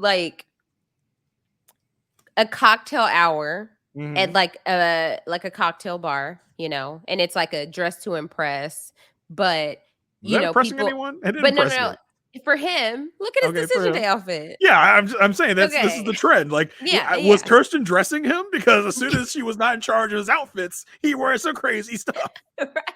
So he's like trying to dress to impress because he's like, oh, I could potentially meet someone. That was his vibe. Kirsten was dressed as if she was going for a run. Kirsten came from the gym, was like, this is a errand I have to run. I think she was sending a message, is my thought about this, like, extremely casual attire. Like, this is something I gotta take care of real quick. This is some light work. I'm not dressing up for this man anymore. I'm done with those days. We know she can dress. Yeah, she was on after party. She can dress. Right. Because it was as if she was like, okay, I gotta go to the gym and I gotta go get some groceries. Oh, I can probably meet with Shaq right in between. She's like, oh, I gotta meet with Shaq. I forgot about that. I just did that between the gym and picking up groceries. Like, and I'm all for. I say yes. Give him the no effort that he deserves. and she walks up. She's like, "Hello, Shaquille," and gives him the side hug. Like, "Oh, hi." Barely any contact. She asks him, "So how are you and your family?" Okay, this is what she starts out with. How are you and your family doing? He talks about it's been a lot to process. This is unexpected for his grandmother to pass this way, and he's flying back to Louisiana for the funeral. She says, "Well, I wanted to meet up to kind of close this chapter completely with you. I just felt like I wasn't the sole reason why you wanted a divorce." He says, "Well, I didn't really want marriage with you, but there were a lot of things that we didn't get to. We didn't have a fair shot to get there." You don't say. How on earth could you have gotten more time to figure out your issues? I don't know. No way. There's no way to keep this process going. no possible way. No one word decision you could have made to make this go further, see if it could work. How dare you, Shaq? No, because it's like, that's what I don't get. The fact that people already commit to this process, right? Mm-hmm. And then what is, especially if it's not a hard no, what is the harm? Either way, like if you try and you give it an effort past decision day and then it doesn't work, at least you really tried. And either way, you're getting a divorce. So you saying yes does not change the trajectory of a potential divorce. Like, once you're in the process, you're getting a divorce if you decide to say no on decision day. And I just feel like there's very little risk. Like, I feel like all you have is something to gain if you just stick with it. But it feels like someone on one of these reality game shows, like a Big Brother or Survivor, not understanding the rules of voting. Like, I forgot who it was who voted for someone thinking they were voting for them to stay, but they were voting for them to leave. Like, or he didn't understand the rules. Meta World Peace. Yeah, or they understand the rules of the game. Where it's like, oh, I thought this was like my one and only chance to say whether I could get divorced or not. I thought I was locked in. I thought there was no getting divorced after this. If I said I wanted to stay together, I didn't know we could get divorced later. He said, "I voted Chuck." Yeah. Like, you voted for Chuck to go. Yeah, what? I voted for Chuck to stay. Right. He said, "I vote Chuck." Shaq's like, why didn't anyone tell me I had a decision that I could get divorced later? I thought I was choosing for my one and only time to get divorced. I didn't know. This is my one opportunity to have a decision at any point in life. Yeah, this is my only shot. So he said he keeps saying, we didn't get a fair shot. We didn't get a fair shot. You are the reason you didn't get a fair shot. You shorted yourselves. You, Shaq, shorted both you and Kirsten. I don't understand what his mindset is at all. Me neither. Yeah, he says, I didn't mean to blindside you. That's exactly what you did. He insists that his decision, he only made that decision on that day. He says, and basically, it's like I was in the moment, and in that moment, whatever I thought in my head was what I was going to say. Mm-hmm. And so, Kirsten asked him the question she's been waiting to ask him for 24 days, or how many days this is in. Yeah. Just so, why did you cry? You little baby. He says, I cried because I was making a decision for me. No kidding, Shaq. You've been doing that the whole time. You only been thinking about yourself this whole time. He acts like this is the one time he's been selfless. Yeah. I had to pick this one time to think about me and be selfish. You've been doing that the whole time. He projects and always says that Kirsten only thinks about herself. I'm just like, come on. Yeah, he says I couldn't even believe that I was saying what I was saying, and that's what caused me to get emotional. Does someone possess your body? I don't. I'm just like, what is happening? I couldn't believe I was saying what I did. I was saying no, and it was just like, no. I was looking at myself. I was looking at myself in my mind, and I was telling myself, no, don't do that. It was an outer body experience. I was watching myself say no. And I was like, why am I saying no? I could literally say yes, but I was saying no. And I couldn't understand. He says, I had no idea that I could even be that vulnerable. I'm used to being so strong. Kirsten says, well, listen, if I had any idea that you felt those things so strongly, it would have made more sense to me. But I didn't know you felt that way about that. He says, listen, I tried to tell you, but we just didn't have a fair shot of getting on one accord. She says, well, I appreciate you having this conversation with me, and I wish you the best. And Shaq thinking, wait, when is the part where she begs to come back to me? says, fine, I guess I'll ask it. It says, so where do we go from here? The look on Kirsten's face said it all.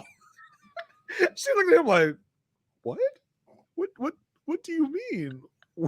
We go our separate ways. Like, what did you think was gonna happen here?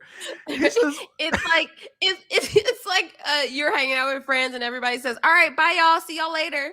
And then one person stands like, wait, where do we go from here? You go home. We just said bye. What are you talking You go home. Yeah. Away from me.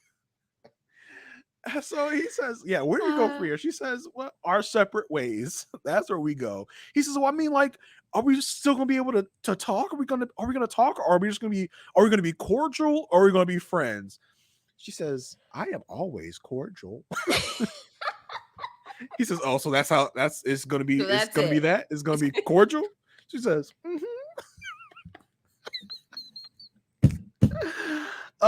she says, I wish you safe travels. She gets up and she leaves, leaving Shaq kind of shocked, and I think a little like, what just happened? So okay, y'all, I'm gonna try. Yeah, this was his reaction. Like this was the shock of him. I'm gonna keep myself together. I'm gonna try. Can you? I don't know. He says, "Yep, that went about how I expected it to go. No emotion, no nurturing. She didn't ask if I needed anything or my family needed anything. Or if she could do anything for me. Nurturing? You wanted nurturing from this woman that you embarrassed on national television 20-something days ago? Why would you expect her to be nurturing? What did you want her to do? Did you want her to cradle you in her bosom and let you cry on her shoulder? Like, what was he expecting here? Did you want her to make a casserole, bring it to you? Like, what did he want, Asia? What did he want? It takes 21 days to build a habit, right?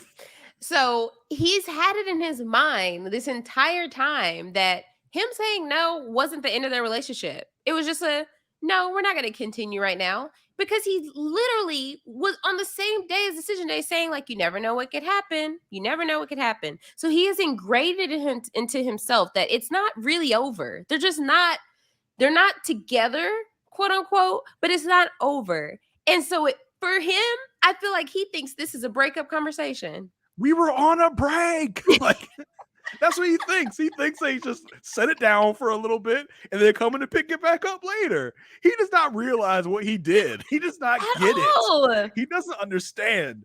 Like you said earlier, as Jasmine is trying to tell him what he did, he's not listening. He didn't get it. He still thinks, like, what's the big deal? I just told you I wasn't ready to keep being married to you at this moment. Like, what is your problem, lady? You literally embarrassed her on TV, on national television. You let her go first and say she wanted to stay married to you, and then you rejected her. Anyone, I don't care who you are, is going to be pissed at that. Yes. You broke up with her, Shaquille. What is wrong with you? For all to see. In what world would she think, oh, this is my opportunity to be extra nurturing to him, to care for him, to see if he needs anything, to just be that shoulder to lean on for him, just to hold him and embrace him? Why would she want to do any of that? Listen, you were lucky she came to you and said, "How are you and your family?" That's more than I might have given him. You want her to nurture you? You're lucky she did not neuter you, my guy. Like the nerve of Shaq. And I know the Shaq gall defenders of Shaq. The Shaq defenders out there are not gonna like any of this. No, but not at all. We're gonna get some angry messages later. Yeah, I'm preparing myself. Yeah. The nerve of Shaq to be mad at Kirsten for not reacting the way he expected her to react. He wanted her to practically beg for him back. You're the one who said no. It wasn't like they agreed, they came to a mutual understanding that this is over. He just has this very twisted view of how their relationship ended and where his position is right now. To walk away angry. And what, y'all are broken up. What right do you have? The sassiness and attitude with which Shaq delivered this confessional was so unwarranted. And like, what? He's like, he feels so validated. He's like, that's just what I expected. Not nurturing. That's exactly what I thought of her.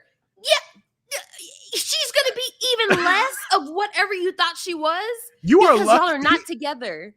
He is so lucky he got the Kirsten he got. Because I think if there's a lot of other people, he would have gotten a much angrier and much more dramatic Kirsten. And Kirsten carried this with grace and, humility, did not raise her voice at all.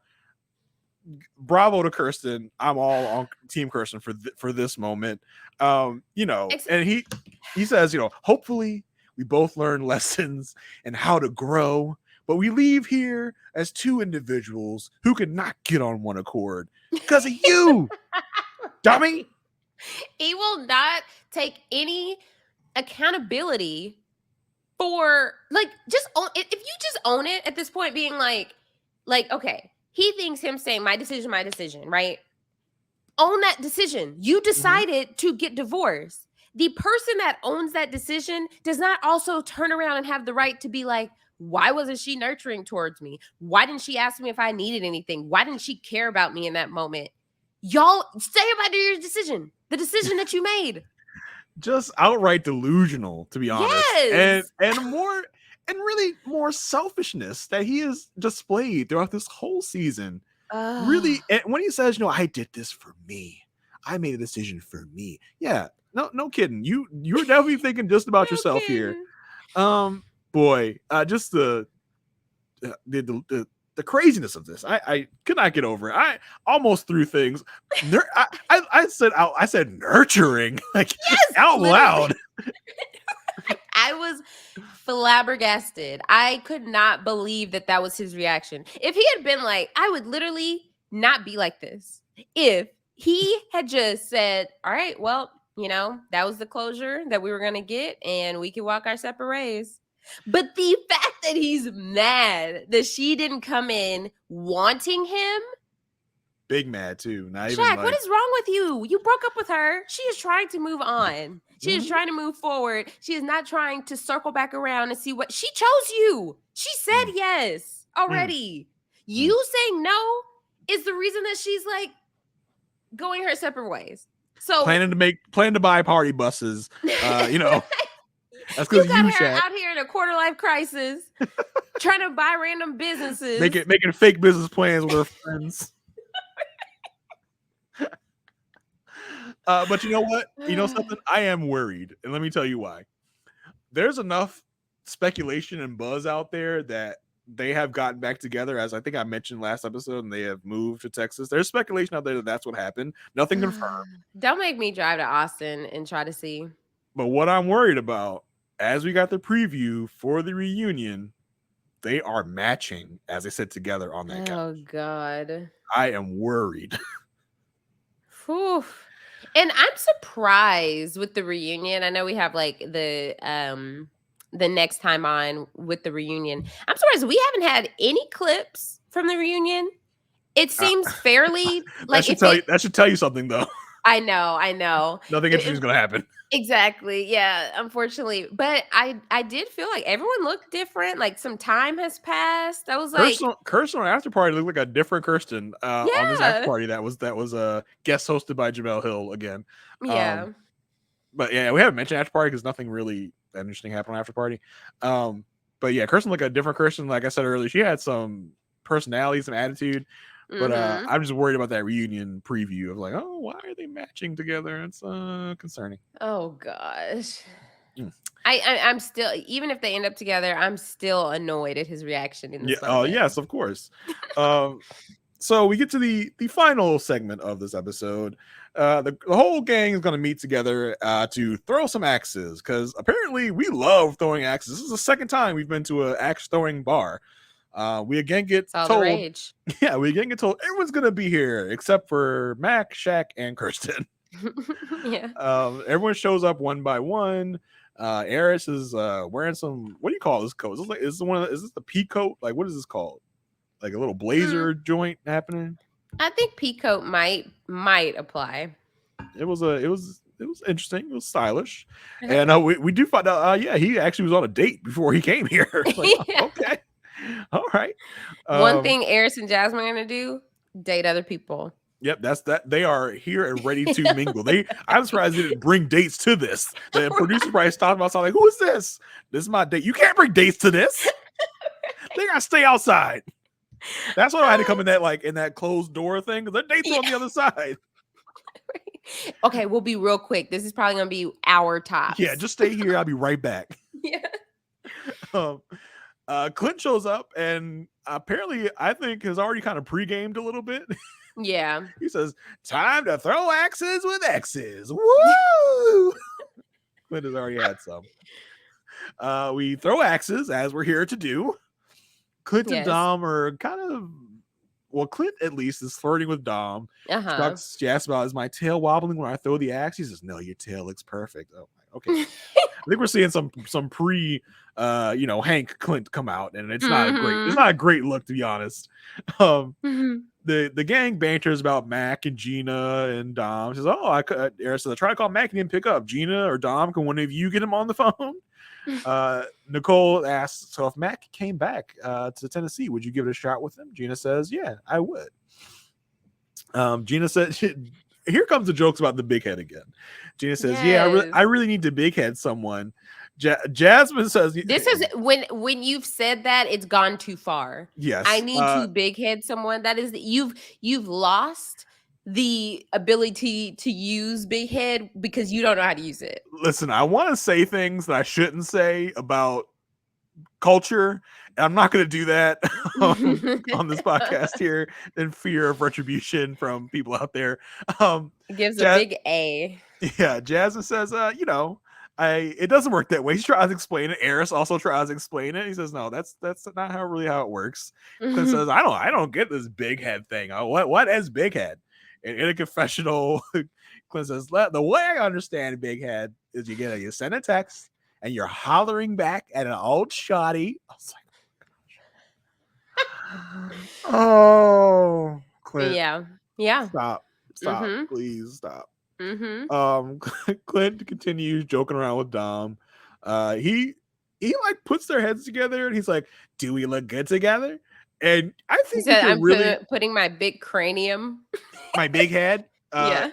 He can really, I think Dom is uncomfortable. Dom is looking like, "Why are you doing this? I don't like this." He's also kind of like petting her. It's really awkward. Gina's like, "Well, you never petted me." And Clint's like, "Well, Pia tried to get us to, but it didn't work." So we get to the big question. Nicole, of course, is like, "So would you guys like go out with each other? Like, Dom, would you be interested in going with Clint with Dom?" He snuggles up to Dom again. It's looking kind of awkward. Clint says, "Yeah, she's cool. We can hang out. We can have a taco night." Nicole, of course, who is the main crapster, is egging this on. Jasmine, who in this whole situation is hilarious, she says, "Yeah, I want no part of this wife swap situation at all. Count me out of this." Nicole says, "Well, listen, if you guys both throw axes and you both land them, you have to kiss." So Dom and Clint joke. Dom's like, ladies first. And Right. Clint not understanding. He's like, yeah, go ahead. She's like, no, I mean, I'm making fun of you because you're a lady. You go first. He's like, oh, okay. What kind of bet though is this? If you both make it, then you have to kiss. Then that's incentivizing them to not make it if they don't want to kiss, but they do want to, like they can kiss Yeah. even if they don't make it. Exactly. It made no sense at None. all. So they both throw the axes. Clint hits it, of course, and they have the big commercial cliffhanger on whether or not Dom's going to make her throw. We come back from commercial. Dom has made the throw. The kiss heard around the world happens, and as we've talked about all season, my eyes went to Jasmine and Eris. Mm-hmm. Eris has his arm around her, is like hugging up on her. More than he ever did in their marriage. More than he ever did. They had more like sparking chemistry than they ever had. They were in the whole marriage in this moment. I just think with the pressure off, Eris is just maybe into her, maybe like more comfortable around her doing this type of thing. I don't even know if Jasmine was like initiating this, but it really looked like Eris was taking the lead here. It was odd, very odd. So Dom and Clint kiss. It's the crowd goes wild, clapping happens. Now I wasn't sure if this was tricky editing or not, but it seemed like they went back in for seconds. I think they did, or they re-showed the kiss from a different angle. I wasn't sure if which they it was did which. that, shame on them, but it did look like they stopped, and then Clint was like, "Wait, let's do that again." And the kiss, like seeing the kiss on that commercial was like scandalous and made me like think things. But seeing it now in this context, it looked awkward. It looked weird. And I surely can't tell you how it is kissing a man with a big bushy beard like that. But it was weird. It looked, Dom's face was like pressed up against his. Mm-hmm. But when they went to what seemed to be the second one, it seemed to be a little more romantic. I don't know. Yeah, I don't know. It felt like he was very into it, and she was into it for the spectacle. Yeah, like this is the dare. I'm committing to it. But yeah, I definitely think he was more into this than she was all the way around. Yeah, for sure. Jasmine's like, oh no, like she's like, why is this happening? Yes. In a joint confessional, Dom and Clint are together. He says, yeah, he goes down a whole list about why Dom is great. He says she's cool, she's adventurous, she looks good. Blah blah blah. He goes on like a whole list for like 30 seconds at least. I was ready for her list. She did not give one. She pulled a Gil on Clinton, had no notes. We get another joint confessional from Eris and Jasmine, where Eris says, yeah, I didn't expect that at all. Jasmine says it's kind of like swapping a 20th sight instead of married at first sight. And Jasmine actually calls Kirsten to tell her about it. Eris says, yeah, it wasn't just a peck either. There was tongue. I seen it. And I mean, like right here in this joint confessional, there's so much, banter and chemistry between Jazz and Eris. Like, wow, if Eris had his stuff straight, this could have worked out really well. But I think it's like evidence that they really did. It felt like they really did create a genuine friendship, even though we saw the awkwardness of the romantic side. And so, like, what we're seeing now is like the fruits of the friendship that they built. And it could be just good friend chemistry. It could be. Doesn't have to just be romantic. So yeah, I mean, it seems like they've really struck a nice balance of a friendship here. So we come back to the group. Everyone's back together. Clint says, hey, I've kissed worse. Everyone's like, what? Why would you say that? Why would you say that? Why would that come out your mouth? Gina's like, what? Gina's like, don't say what you're thinking, Clint. In a confessional, Gina says, yeah, that should tell you right there that we were not a good match because I saw him kiss someone else and I didn't feel an ounce of jealousy. She's like, I didn't care whatsoever. And then, of course, because Gina can't do anything without shading Clint on the way out, she says, Dom is young. Maybe that's what Clint needs. Someone that can really appreciate his humor. And kind of go with the bad sense of humor. Maybe that's what he needs. I said, okay, come on, relax. So then we get into we get into kind of the wrap up of the season, right? We get this kind of every season where we leave the season with everyone talking about what they learned, what they hope about their future. Clint says, listen, I want a relationship that's great, awesome, desirable. Look, Clint is all about the lists tonight. Mm-hmm. He's like, I want a great, awesome, desirable, strong relationship. Eris says, for me, I plan on taking all the things I learned from this and to go forward with purpose. And I'm really excited about my future. Chris says, well, I went into this hoping that I would just like my spouse, but I ended up loving her. And I got 8 great friends along with it too. And he's excited and looking forward to growing their love. Clint kind of takes us out of the show with we get a montage of all the couples and a narration from Clint. He says, big things come from small beginnings. It started as strangers at an altar, and we all did it in the name of seeking love. Some of us got there, some of us didn't. But eventually, we'll all get there. We'll write our own epic stories. They all cheers. They clink, clink, clink, clink, clink, as they like to do as a group. As Dom and Clint are leaving the bar, they are leaving arm in arm. They have their arms around each other. Something I noticed as they're leaving, and right before they turn into out of shot of camera, Dom looks back to check to see if they're out of camera range and drops her arm from She does. She's like, all right, are we out of camera shot now? Can we stop this facade? Right. I did catch that. Dom was just not into this whatsoever. Yeah. And I think Clint was really hammered, so he was willing to do whatever. Yep. So yeah, that's our episode. We got the preview for both the cast tell-all and the reunion. I mentioned the thing about Shaq and Kirsten matching, worrying me a little bit. Shaq does say that he feels like he made his decision because he didn't feel good enough for Kirsten. No, he said he didn't feel like he was in love with her. I thought he said didn't feel like he was good enough for her, something like that. No, he may have said that in one part, but I did get that he said he didn't think he was in love with her, and that's why he said no. Interesting. Shaq may be changing his tune a little bit about why he did what he did. So who knows what's happening. Anything else really interesting stick out to you? No, that was the literal only note I took because they didn't show anything else interesting. Clint said that he and Gina hang out more now than they were married. I think that's supposed to try and tell us that they might have gotten back together, but they definitely did. Exactly. So yeah, that's our episode. Listen, I had fun talking about it. I think we had some fun segments. There was a lot of filler. They of course could have taken this whole 3-episode arc and made it into one, maybe 2-hour episode and left it at that. They really could have, and kept the interesting bits. We didn't. I feel like none of Chris and Nicole's segments were interesting. Which is not at all funny because they're the only couple still together. Well, that's kind of the way, though, right? That's kind of how this goes every season. The couple that made is always the boring couple because they do the boring couple things after decision day. So exactly, it fits. Yeah. So like we said, we won't be back next week. We will be back the following week, and if there is anything interesting, we will highlight it at the beginning of the podcast before we start talking about the first part of the reunion. So, also, I want to shout out my babysitter for this podcast. While we were podcasting, she sent me this picture. If you are looking at the YouTube version, so Pepper and Cinnamon are just relaxing with her. And then I don't know if you could see in the background, that's Judge Mathis. Not Judge Steve Harvey? Yeah, not Judge Steve Harvey.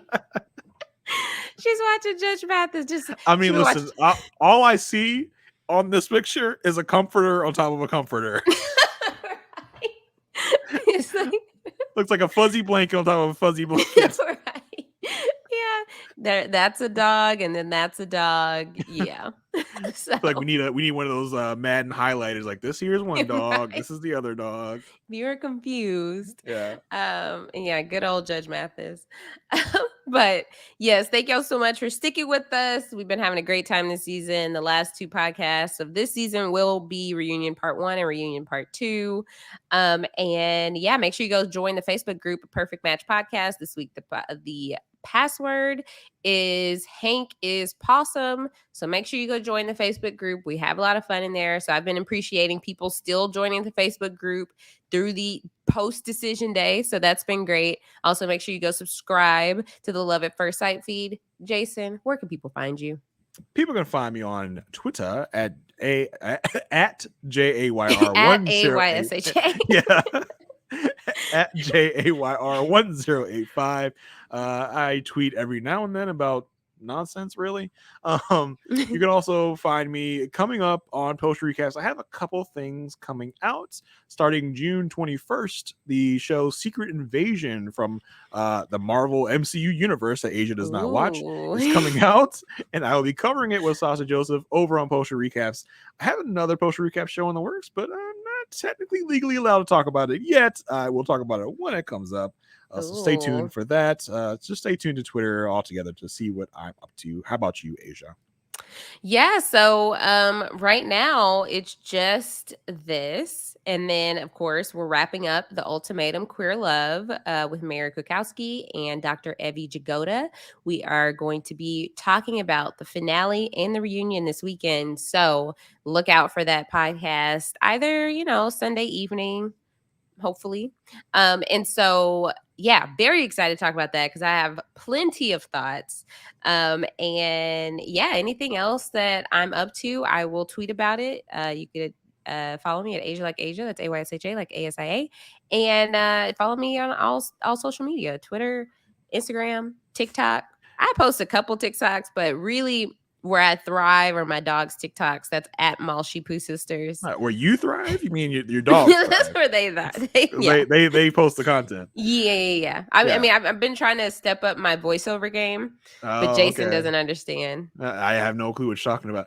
Well, this is the one you judge me on Twitter. You're like, what are you doing? When I was acting as if I'm Cinnamon. Oh, yes. Talking. Yeah.